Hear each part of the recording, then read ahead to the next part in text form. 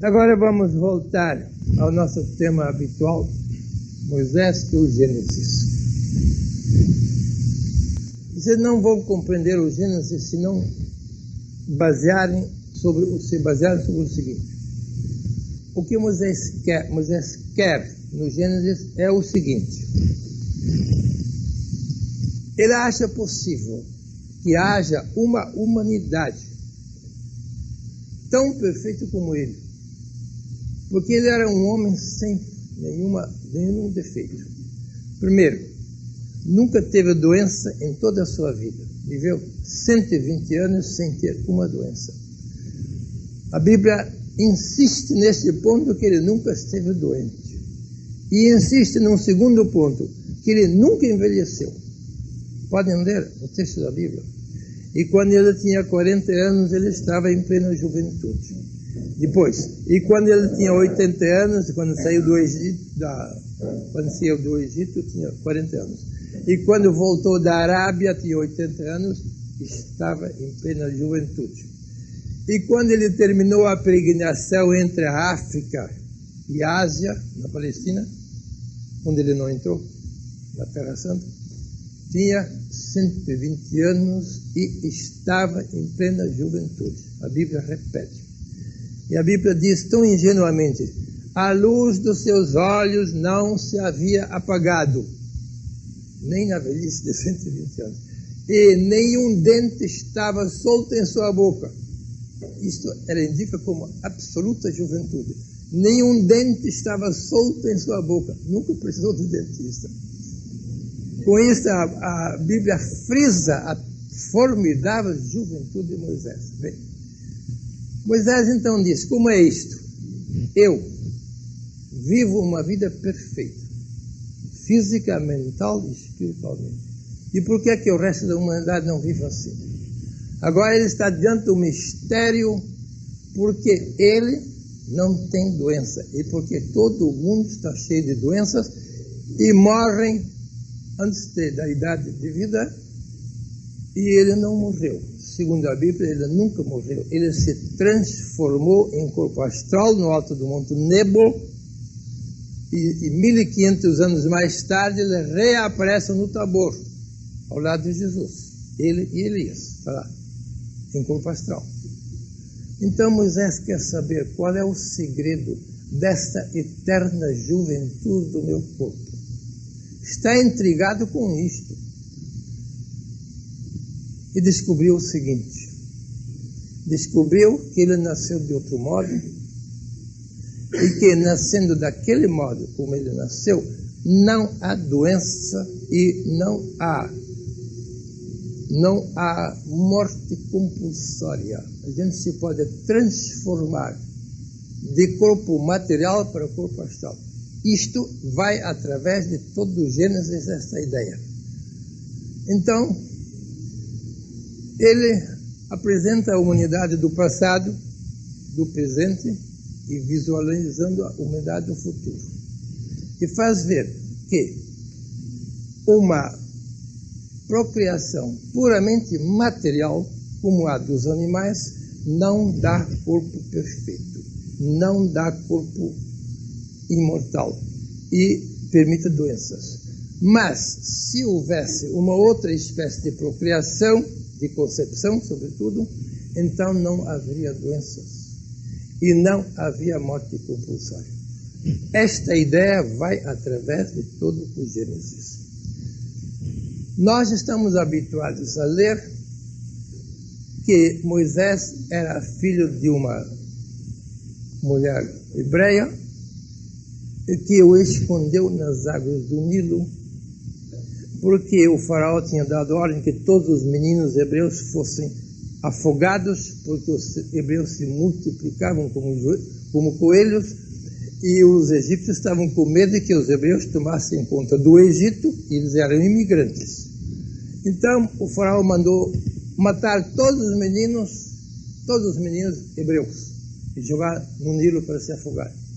E diz a Bíblia que a mãe de um menino escondeu o filhinho dela num cestinho e foi encontrado pela princesa real do faraó, quando essa princesa ia tomar banho no Nilo. Naquele tempo a gente não tomava banho em chuveiro, jogava-se no rio para tomar banho. E ela encontrou o menino e o levou para casa e o adotou como filho. Ele deu o nome de Moshe, em hebraico, Moshe, com S-H. Nós dizemos Moisés. Moshe quer dizer meu filho, porque eu o tirei das águas. Então muitos pensam que Moisés quer dizer tirado das águas, por ilusão. Moisés quer dizer filho, nada mais. Muitos nomes egípcios acabam em Moisés. Tutmoses e outros Moses acabam em Moses.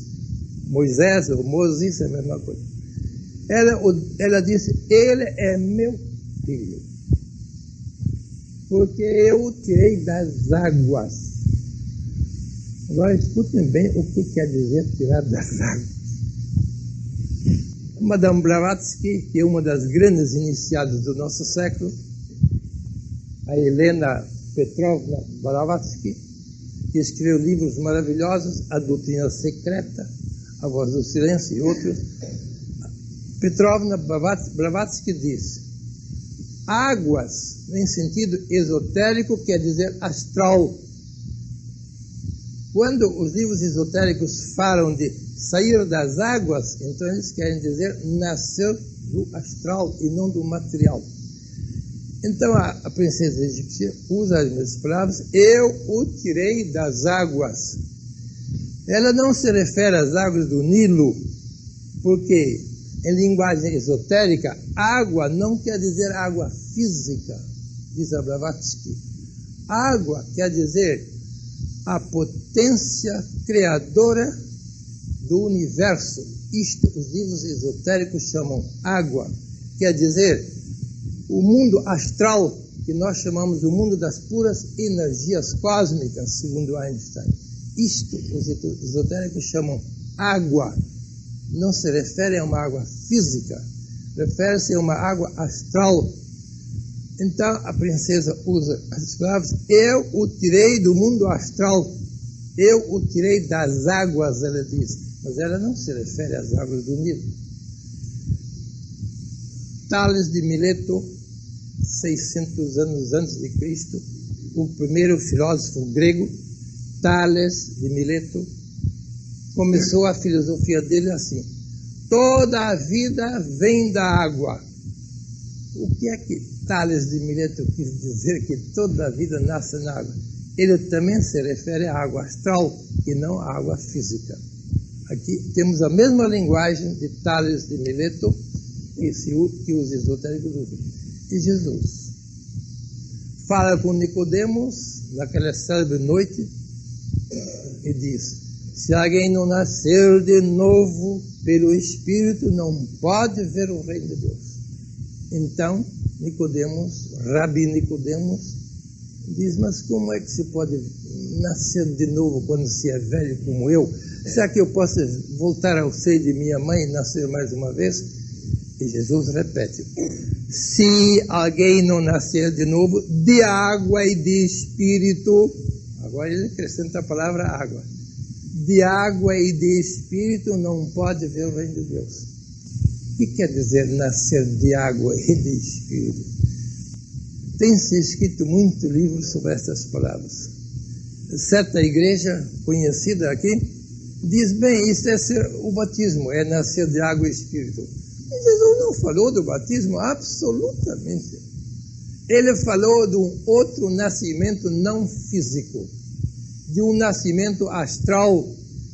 E ele sabia que a gente pode nascer astralmente em vez de nascer materialmente. Então ele diz a Nicodemos, se alguém não nascer de novo de água e de Espírito, nós não nascemos de água e Espírito, nós nascemos de matéria e de Espírito. Mas ele exige nascimento de água e de Espírito para ver o reino de Deus. Evidentemente, ele fala de um outro corpo que não é concebido materialmente como o corpo animal, mas que é concebido astralmente como o corpo de Jesus. Ele fala disso, do seu próprio corpo de Jesus, porque ele tinha nascido de água e de Espírito. Água, em linguagem esotérica, quer dizer a energia astral do universo. a energia astral do universo, isto eles chamam água. E quando Jesus fala com a samaritana, que sabia muito bem o que era nascer de matéria, porque ela tinha tido 5 maridos e tinha mais um amante. Então ele sabia muito bem o que era nascer fisicamente. E Jesus fala com a samaritana e diz: se tu conhecesses o dom de Deus, e aquele que te está falando, tu lhe pedirias água, e ele te daria água viva. Outra vez a coisa misteriosa de água viva. Ele te daria água viva, e esta água se tornaria dentro de ti uma fonte, jorrando para a vida eterna. Outra vez, alusão a um outro nascimento. Nós sempre pensamos que ele fala do nascimento puramente espiritual, mas não é verdade. Porque o nascimento espiritual não precisa nascer de água e de espírito, basta nascer de espírito. Ele está falando de um nascimento de um corpo diferente daquele corpo que nós temos hoje. Porque o corpo de Jesus tinha nascido assim, astralmente e não materialmente. Se vocês compreenderam o Evangelho de São Lucas, que era um médico grego muito erudito, além de ser evangelista, era médico grego. E Lucas tenta explicar como é que o corpo de Jesus se formou. Usa palavras misteriosas. Ele diz: foi-lhe anunciado a Maria que um sopro sagrado virá sobre ti. Um sopro sagrado, falando do corpo astral. Um sopro sagrado. E os nossos bons teólogos traduzem o Espírito Santo. Mas não tem nada de Espírito Santo como terceira pessoa da Santíssima Trindade. Não se fala. Lucas não sabia nada disto. Um sopro sagrado virá sobre ti, e a potência suprema te envolverá em sua aura. Isso está lá no Evangelho grego. A potência suprema, não a potência material masculina, mas a potência do mais alto te envolverá, está lá, em sua aura. Lucas faz depender a concepção do corpo de Jesus de uma potência suprema, de um sopro sagrado e de uma aura que envolveu todo o corpo de Maria. É muito misterioso para nós. Mas é o mesmo modo de concepção de que fala Moisés, de que fala o Gênesis de Moisés. Moisés foi talvez o único homem, ou um dos poucos, que antes de Jesus nasceram de concepção astral. E a princesa, cujo retrato eu trouxe aqui, que é a filha do faraó Ramsés II, o original está em Berlim. No Museu de Berlim vocês podem procurar esta cabeça de mármore branco, de que eu tenho uma fotografia, e sobre a fotografia mandei fazer este desenho ampliado. A fotografia era muito pequena. Então esta princesa real do Egito, que no Egito se chamava Hatshepsut, esta cabeça foi encontrada no século passado por um cientista alemão que escavou lá nas ruínas do Egito e está no Museu de Berlim. Esta adotou, segundo a Bíblia, ela adotou Moisés. Mas nós temos outra mensagem, uma mensagem extra-bíblica, muito conhecida, que diz que a princesa real concebeu Moisés de um modo astral, de um modo na ausência de um homem físico, mas com potências astrais que também existem fora dos espermatozoides masculinos.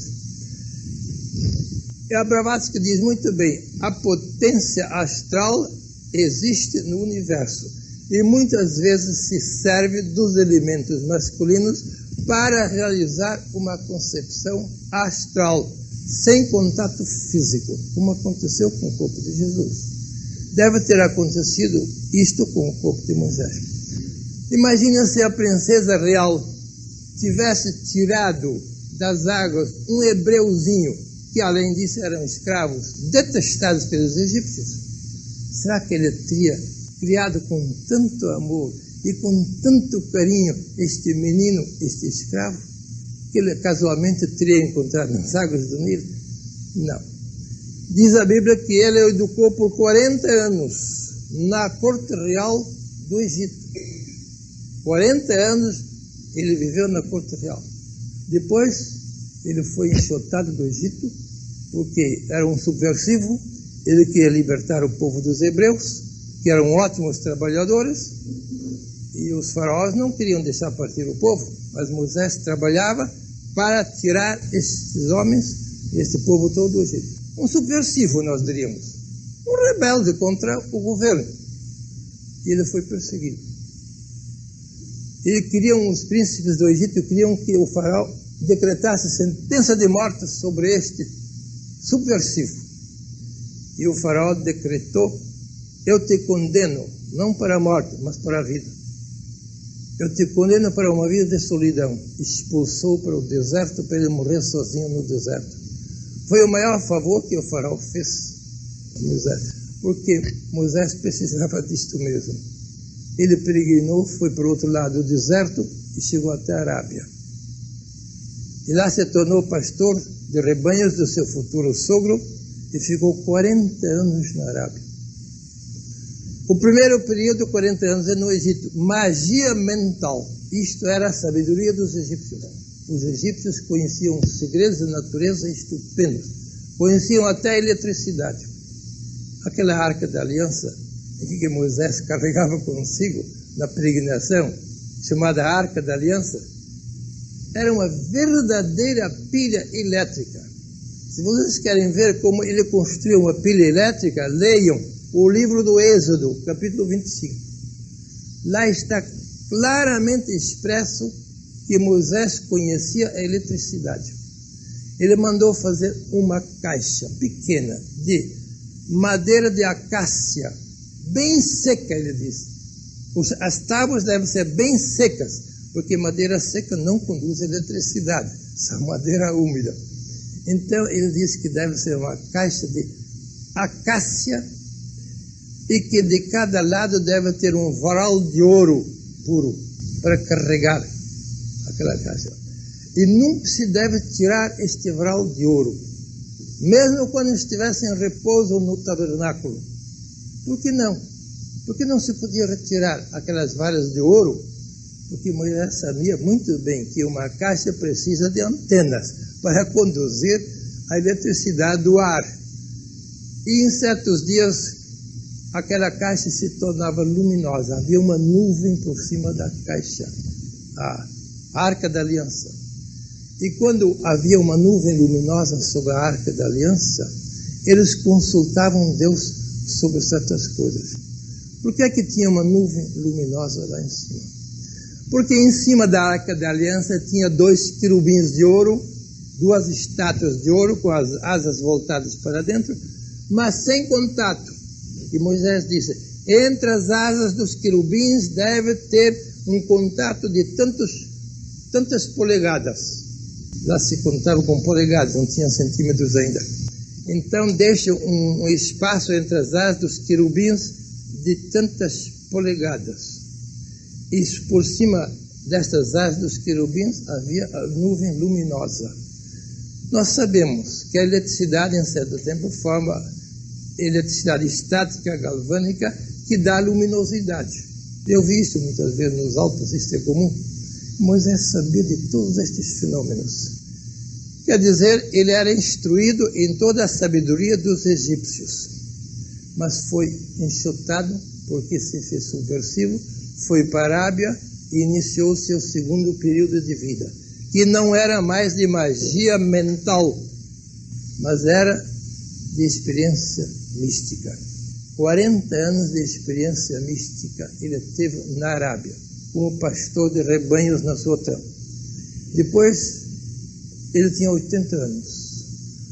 Estava em plena juventude, afirma a Bíblia. A luz dos seus olhos não se havia apagado e nenhum dente da sua boca estava solto. A Bíblia repete que isso é sinal de juventude. E ele foi para o Egito porque Deus o mandou libertar o povo. Voltou para o Egito aos 80 anos, armado de umas tremendas forças mágicas e místicas. A magia ele recebeu no Egito, a mística lhe veio no deserto, na solidão.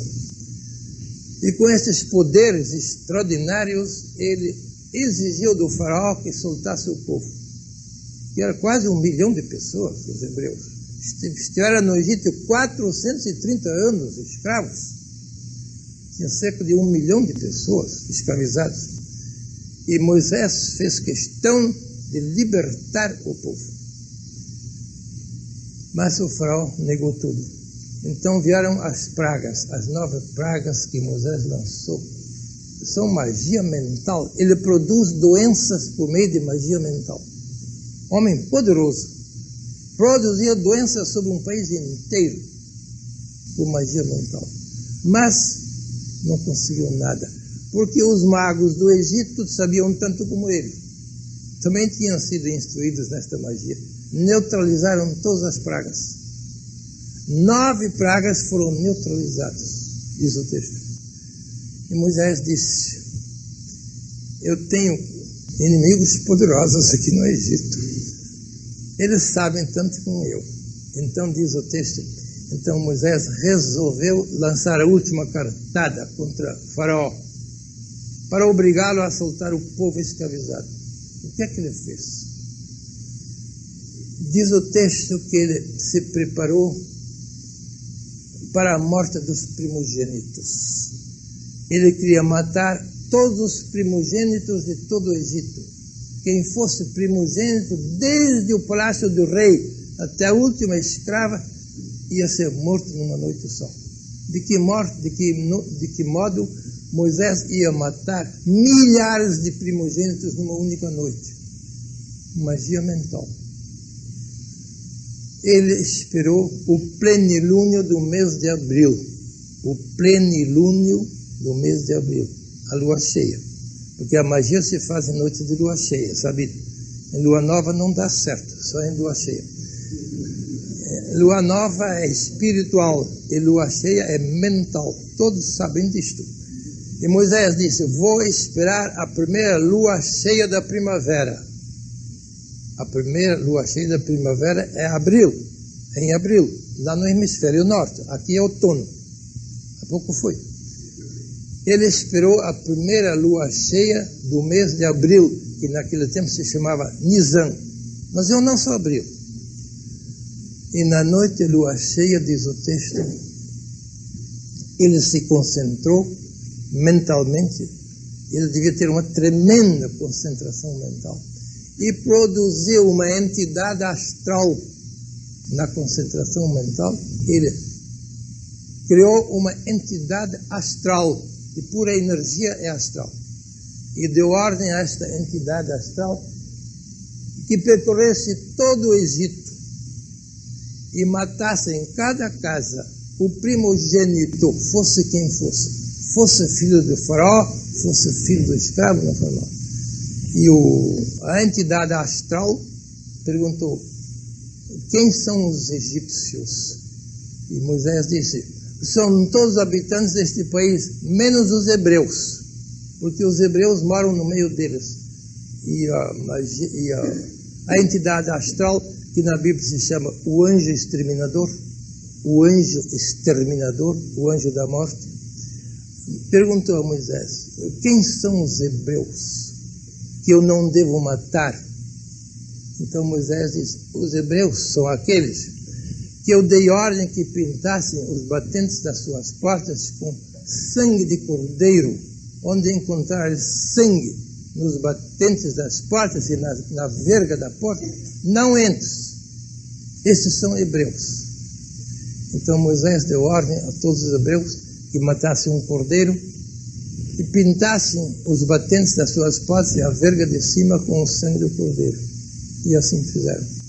E o anjo exterminador percorreu todo o Egito numa noite, e quando encontrava uma porta pintada com sangue fresco, não entrava, mas matou todos os outros primogênitos. Isso está lá na Bíblia. Quer dizer, um poder sinistro que esse Moisés tinha, matando milhares de pessoas numa noite. E então o faraó deu ordem que saísse.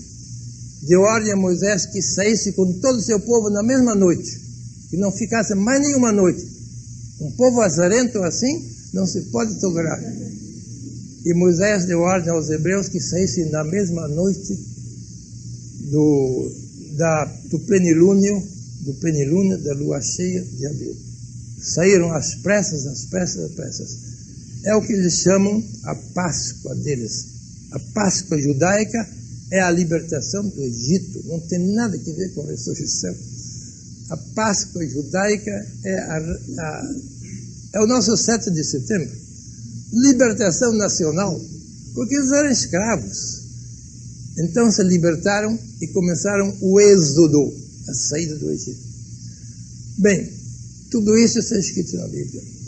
Depois ele peregrinou para a Terra Santa com todo o povo. Imagine, ele mandando 1 milhão de pessoas, sem armas, sem nada, só com a tremenda magia mental dele. E mandou afogar todo o exército de Faraó no Mar Vermelho, deu água ao povo batendo num rochedo. É tudo magia mental. Porque quando a gente entra na zona da magia mental, todas as leis da natureza nos obedecem. Não precisa nem mística espiritual para isso. Jesus fazia isto, talvez com mística espiritual, mas Moisés faz em grande parte com magia mental. Os egípcios eram campeões de magia espiritual. Mas o povo não chegou à terra da promissão. Por que não?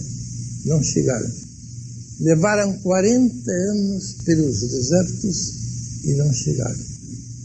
Porque eles murmuraram contra Moisés, dizendo: Moisés, que história é essa? Nós passávamos tão bem lá no Egito, éramos escravos, é verdade, mas tínhamos a barriga cheia, não é? Então, não era melhor ser escravo de barriga cheia do que morrer de fome aqui no deserto? Vamos voltar para o Egito?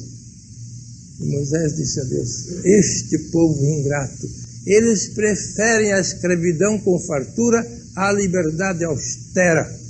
Aqui não tem panelas cheias de carne e cebola, mas eles querem panelas cheias de carne e cebola, materialistas. Então disse Deus: Moisés, diz ao povo que nenhum deles que saiu do Egito vai entrar na terra da promissão, mas só os seus filhos que nasceram no deserto e na liberdade austera.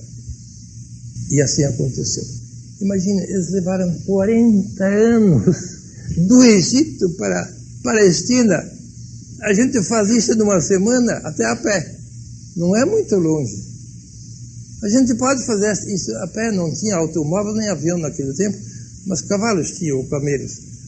Mas eles levaram 40 anos, não porque fosse muito longe, mas deviam morrer todos os amigos da escravidão e somente os filhos da liberdade é que deviam entrar na Terra Santa. Por isso é que eles morreram.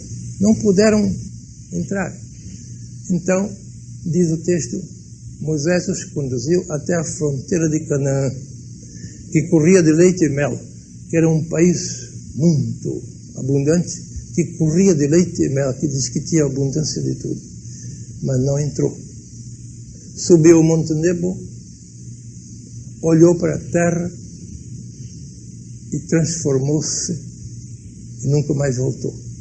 Não morreu, mas astralizou o seu corpo. Ele tinha vindo do astral, passando pelo material e voltou ao mundo astral. O mundo astral é o mundo das puras energias. Então Moisés, depois de ter feito tudo isto, enquanto fazia isso, ele pensou: por que é que o resto da humanidade não pode viver como eu vivia, em perfeita saúde e sem velhice nem morte? Ele descobriu que, havendo uma procriação material de corpo a corpo, como o animal, não há corpo imortal. Mas se houvesse uma procriação energética, não material, astral, portanto, energia quer dizer astral. então haveria corpo sem doença e sem morte. Então ele escreveu o Gênesis insistindo sempre na necessidade de o homem não se procriar fisicamente como animal, mas de se procriar astralmente, como tinha acontecido com ele. Isto é preciso não esquecer. Ele quer criar uma eugenia humana perfeita. Uma eugenia, como nós chamamos isto hoje em dia. Uma vida perfeita é uma eugenia, em grego. Que uma eugenia seria um corpo sem doença e um corpo em eterna juventude. Isso seria uma perfeita eugenia. Isto Moisés acha possível. Mas, contanto que o homem não se multiplicasse como animal, mas hominalmente e não animalmente. Porque ele descreve como o Espírito dos Elohim, o Espírito de Deus, tinha vindo sobre eles e tinha transformado o corpo animal do homem num corpo hominal, num corpo humano. Quer dizer, aqui há duas coisas. A vida animal já existia. Ou como diz Teilhard de Chardin, veio uma descontinuidade da vida na continuidade da vida. Muito bem descrito. A continuidade da vida é esta aqui. E a descontinuidade é esta vertical. Uma descontinuidade espiritual enxertada na continuidade animal. Quer dizer, esta vertical, uma espiritualidade, o sopro de Deus, enxertado na animalidade. É evidente que Moisés supõe que o corpo humano já existia como ser vivo. Ele diz claramente, a Zoé foi enxertada na psique. Está lá no Gênesis. Zoé, em grego, quer dizer vida espiritual. Psique quer dizer vida animal. Está lá claramente no Gênesis. A Zoé foi enxertada na psique. Isto é a psique que já existia. A vida do animal, da planta e do animal, chama-se psique em grego.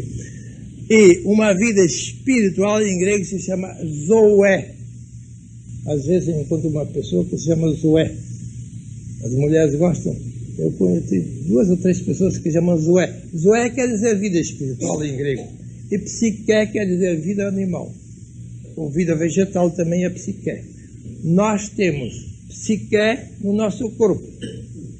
E recebemos o Zoé pelo Espírito. Então, as duas vidas, a vida espiritual entrou em conflito com a vida animal. Depois nasceu a vida intelectual e piorou o conflito.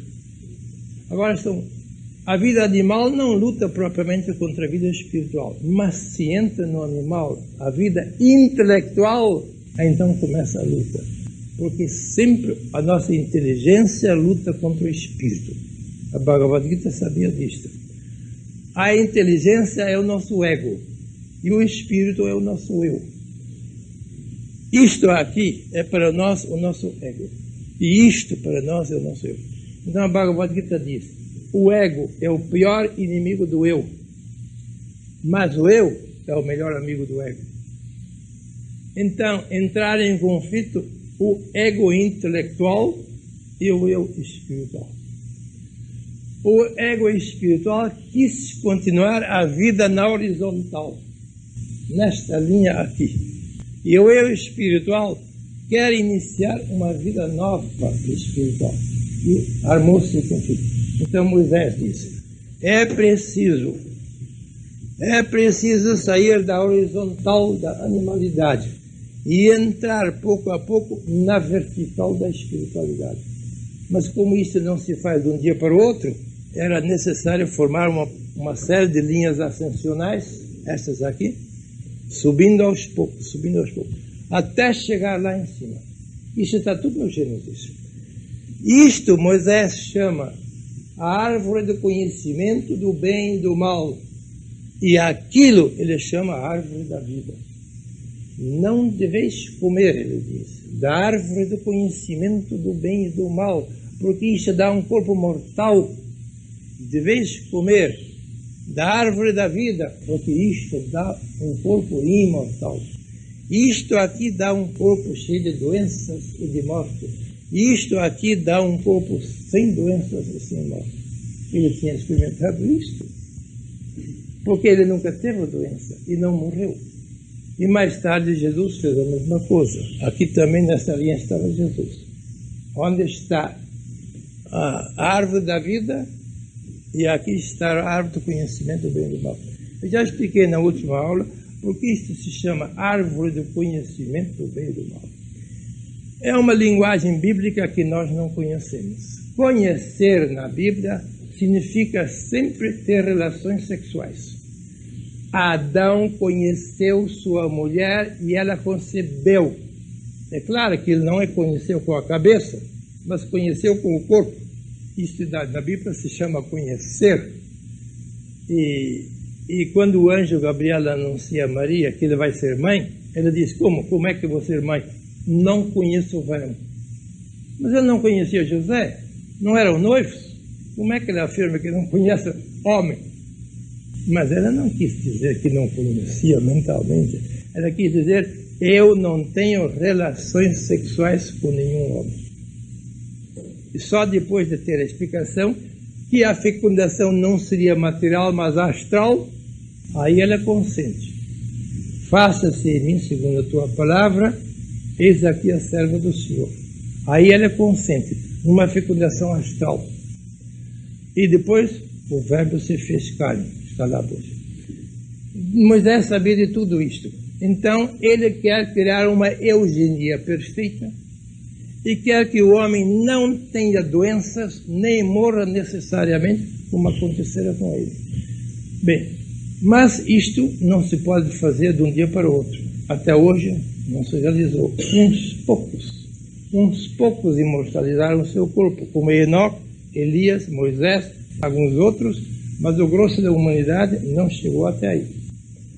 Mas Moisés entende que futuramente a humanidade pode fazer isto. Pode subir da horizontal 0 para a vertical 100, 90, vamos dizer. Um ângulo reto para nós tem 90 graus. Aqui é 0, lá é 90. Aqui no meio é 45. Alguns homens chegaram até aqui. Transformaram o seu corpo material num corpo astral. Enoque, Elias, Moisés e outros. Agora, uns poucos chegam lá. Moisés era um dos poucos que estava lá, e Jesus também. Segundo o Evangelho de São Lucas e de Mateus, eles estavam na vertical de uma concepção puramente imaterial astral. Aqui há ainda uma mistura. Aqui é uma mistura de material e espiritual. Mas lá em cima acaba o material. 90 graus, ângulo reto, é pura espiritualidade. Aqui ainda há uma mistura de concepção material e de concepção espiritual. Estranhamente, porque o homem ficou no plano da concepção material, a culpa é dada a Eva e não a Adão.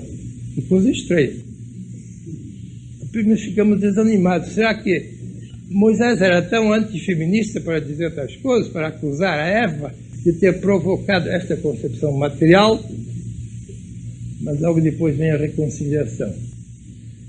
De fato, primeiro ela sucumbiu.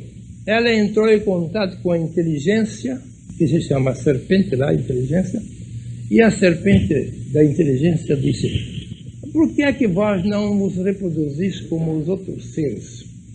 E Eva disse: mas isto nos é proibido. Nós temos proibição de comer da árvore do conhecimento do bem e do mal, do sexo, que eles chamam conhecimento do bem e do mal. O bem é o nascimento e o mal é a morte. Nós não devemos procriar um corpo que nasça e morra que a Bíblia chama o bem e o mal. O bem é o nascimento e o mal é a morte. Nós não devemos ter estas relações, porque aí, senão, nós criamos um corpo que nasce e depois morre. Mas os disseram que nós devemos procurar um corpo que não morra nunca. Então a serpente da inteligência, que é isto? Não, isso não é verdade. E aí Eva se deixou enganar, como ela mesma confessa depois: eu fui enganado pela serpente. E quando vieram os Elohim me perguntaram: por que desobedeceste às nossas ordens? Ela diz: a serpente me enganou. Isso nós diríamos: a inteligência me enganou. E depois vem as 3 maldições. Primeiro vem a maldição à serpente, depois vem a maldição à mulher, e no fim vem a maldição ao homem. Isto aconteceu no princípio. Mas depois vem a reabilitação de Eva. É muito bonita esta reabilitação. Logo depois reaparecem os Elohim, as forças criadoras se chamam Elohim, nunca se chama Deus, os Elohim. E fizeram um ajuste de contas, chamaram somente a serpente e Eva. Desta vez o Adão não está. Aliás, o Adão nunca viu a serpente. O Adão nunca falou com a serpente. Nunca existe nenhum contato de Adão com a serpente. Todo o contato é entre a serpente e a Eva. Bem, então reaparecem os Elohim, chamam Eva e a serpente. E vem estas palavras gloriosas: nós vamos pôr inimizade entre a serpente e seu descendente, e entre a mulher e seu descendente. Agora já vem a inimizade entre Eva e a serpente. No princípio era amizade. Se ela se deixou derrotar pela serpente, pela inteligência, é porque ela é muito amiga da inteligência serpentina. Agora vem a inimizade. Havemos de pôr inimizade entre ti, a mulher, e a serpente, entre teu descendente e o descendente da serpente. Aqui aparecem as 2 humanidades.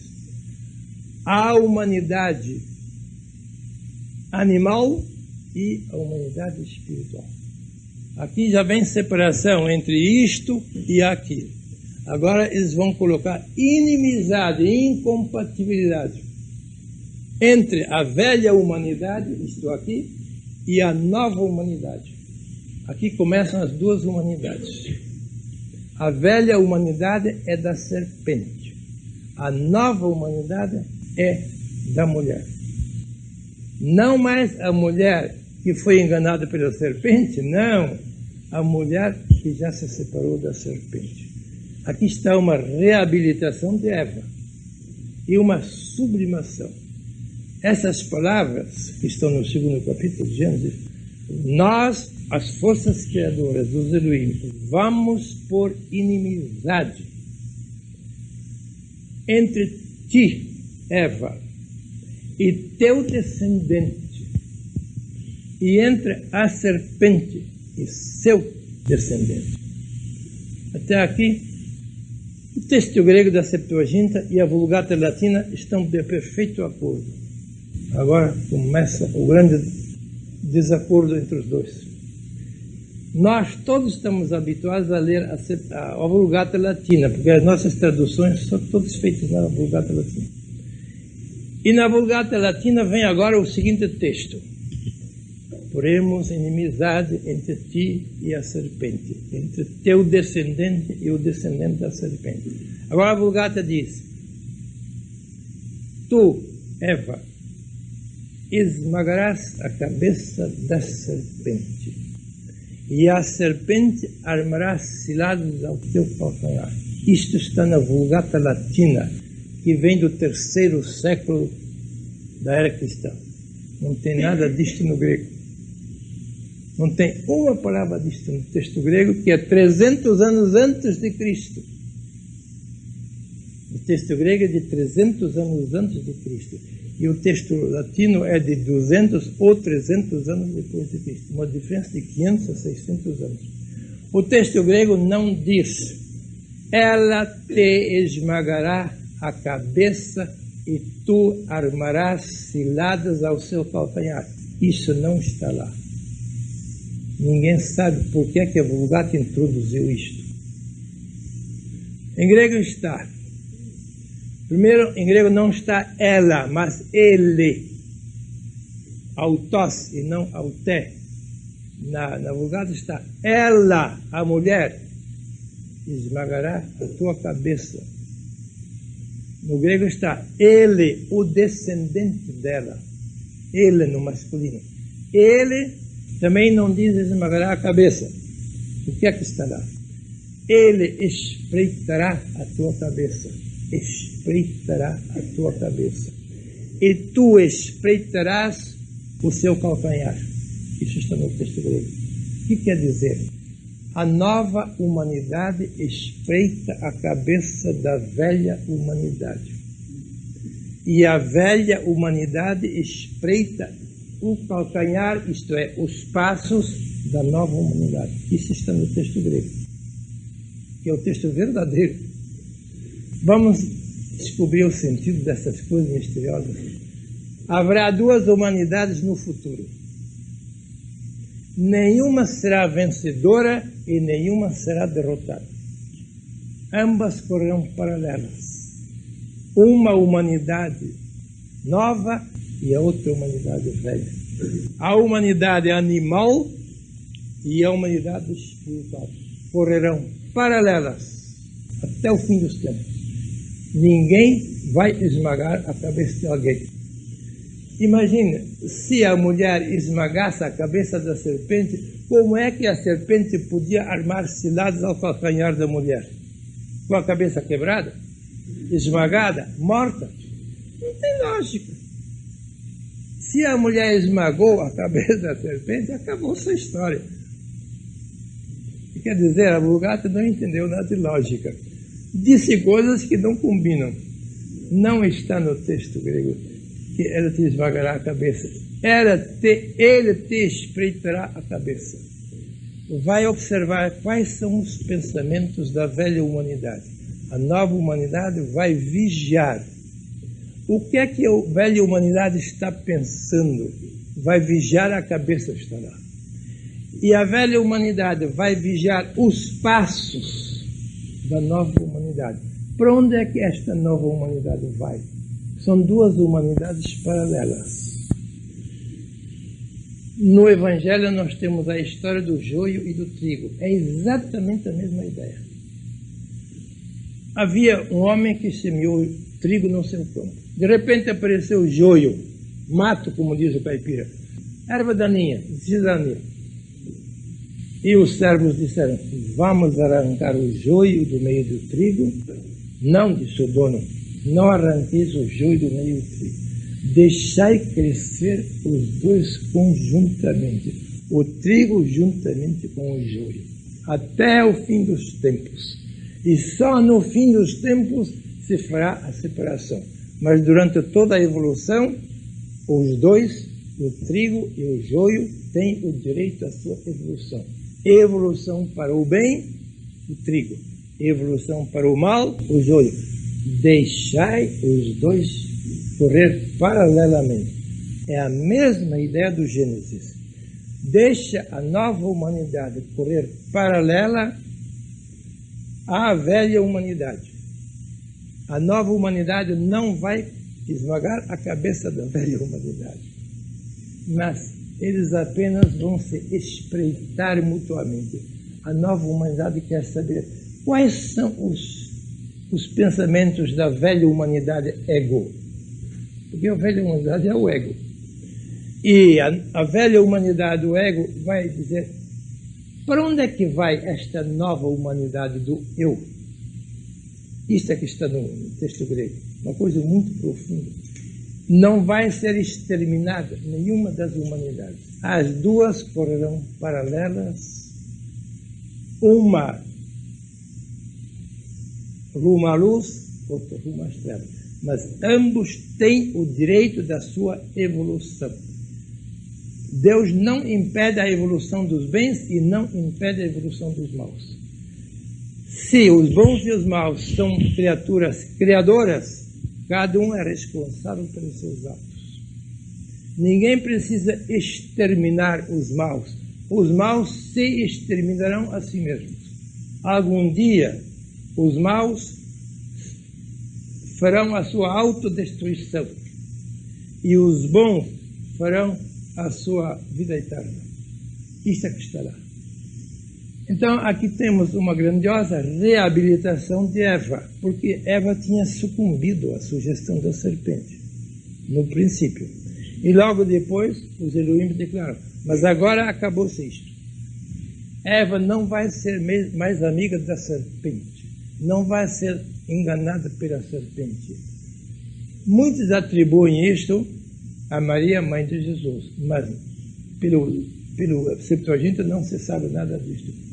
E nós conhecemos aquela imagem muito bonita onde Maria, a mãe de Jesus, está com os pés em cima de uma serpente, esmagando a cabeça da serpente.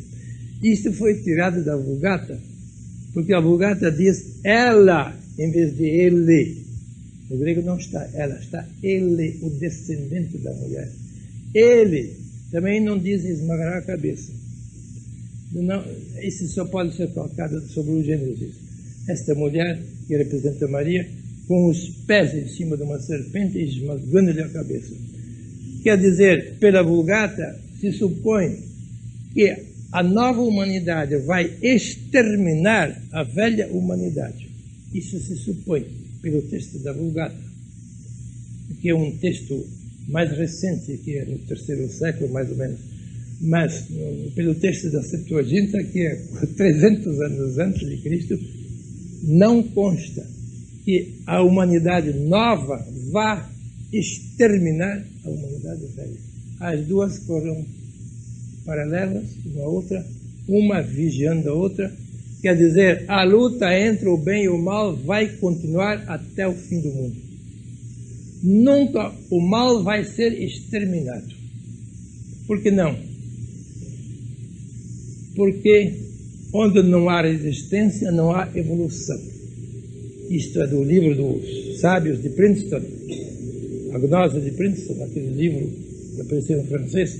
Os sábios, os curifeiros da era atômica de Princeton, da Universidade de Princeton, escreveram um livro, Gnosis, Conhecimento, onde eles dizem, deve haver luta entre o bem e o mal. Nunca deixará de haver luta. Porque se não houvesse luta, não haveria evolução. Os bons haviam de parar, estagnar e não fariam mais nada. Se eles não tivessem resistência nos maus, os bons não chegariam ao termo da sua jornada. Por isso, diz a parábola do joio e do trigo, o joio é necessário, porque se não houvesse joio, o trigo não se havia de desenvolver. Tanto o Gênesis, como o Evangelho, como este livro de Princeton, supõe a necessidade de uma luta permanente entre o bem e o mal. Porque o bem só faz sua evolução em face de uma resistência. E onde não há luta, sofrimento e resistência, não há evolução. Isto já está no Gênesis. As duas humanidades vão até o fim do tempo.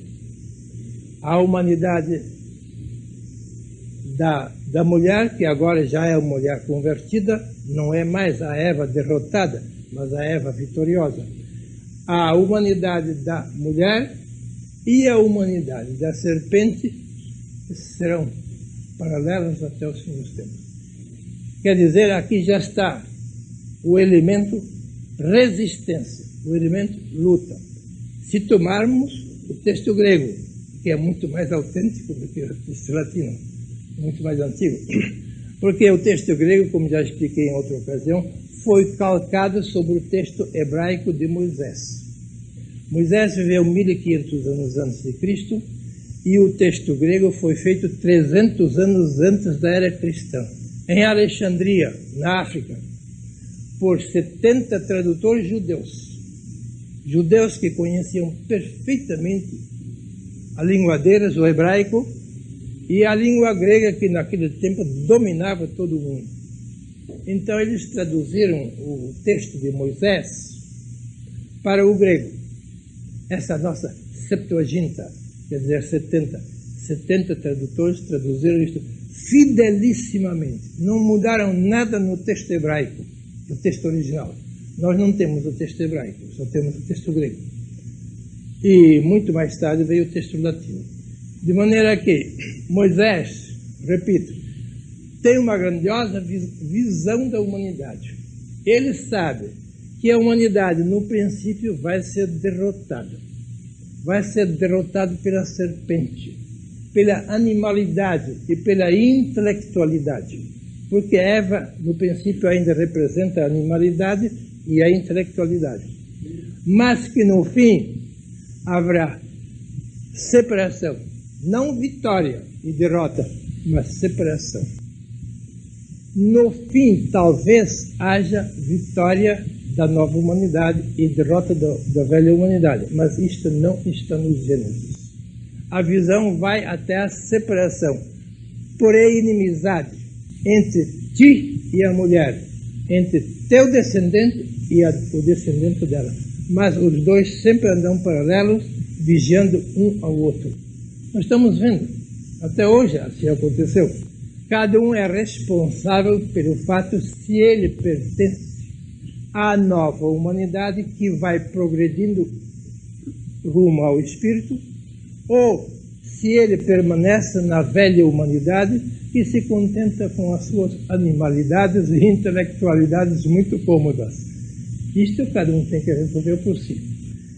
Mas, em resumo, esta visão de Moisés é uma visão grandiosa sobre a evolução da humanidade, na sua derrota, na sua separação e talvez, finalmente, na sua vitória. Não se sabe. Moisés não fala numa vitória final, só fala no paralelismo das duas humanidades. Bem, vamos terminar aqui.